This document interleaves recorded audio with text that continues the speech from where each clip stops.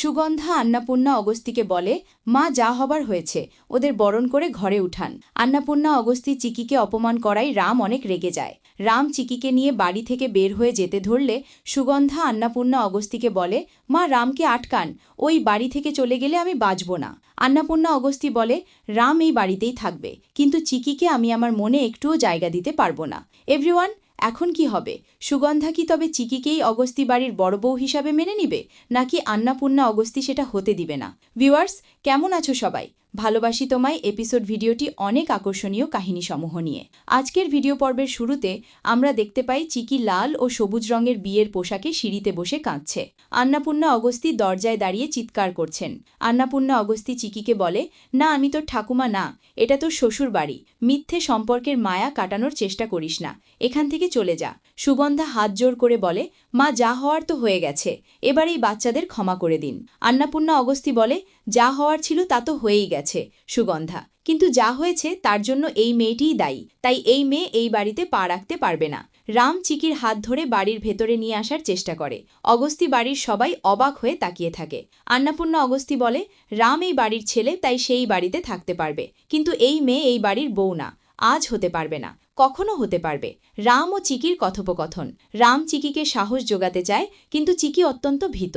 চিকি কান্নাজড়িত কণ্ঠে বলে, আমি খুব ভয় পাচ্ছি রাম, আমার সাথে কেউ নেই, কারোর আশীর্বাদ নেই, আমি কিভাবে ভেতরে যাব? রাম বলে, একটা কথা মনে রেখো চিকি, এই বিয়েটা তো আর সত্যি নয়, সবটাই একটা নাটক। তাহলে তুমি এত সিরিয়াস হচ্ছ কেন? চিকি বলে, নাটক হলেও বিয়ে তো হয়েছে, বড়দের আশীর্বাদ পেলাম না, অন্তত গৃহপ্রবেশের রীতিটা তো পালন করো। রাম বাড়ির ভেতরে গিয়ে লক্ষ্মী প্রতিমার সামনে থেকে চালের কলস নিয়ে আসে। সে নিজেই চিকির গৃহপ্রবেশ করাতে চায়। রামের বাবা রাজেন্দ্র তাকে বাধা দেয়। রাজেন্দ্র বলে, শুভ কাজ শুভ তিথিতে করা হয় রাম, ধ্বংসের মুখে নয়, তাই তুই এই গৃহপ্রবেশের নীতি করতে পারবি না। রাম দৃঢ়ভাবে বলে, আমার স্ত্রী গৃহপ্রবেশ না করে এই বাড়িতে প্রবেশ করবে না। রাজেন্দ্র বলে, মার সিদ্ধান্ত হলো এই মেয়ে এই বাড়িতে পা রাখতে পারবে না, আর যদি মা সিদ্ধান্ত না দেয় তাহলে চিকি এই বাড়িতে ঢুকতে পারবে না। রাম বলে, আমার সিদ্ধান্ত হলো চিকি এই বাড়িতেই থাকবে, চিকি আমার ধর্মপত্নী। নিজের মানুষের জন্য রাম অগস্তি কখনো কিছু হবে না। যদি চিকি এই বাড়িতে না থাকে তবে আমি এই মুহূর্তেই এই বাড়ি ছেড়ে চলে যাব। রাম চিকির হাত ধরে বাড়ি থেকে বেরিয়ে যেতে উদ্যত হয়। সুগন্ধা কান্নায় ভেঙে পড়েন এবং আন্নাপূর্ণা অগস্তিকে অনুরোধ করেন রামকে থামাতে বলেন।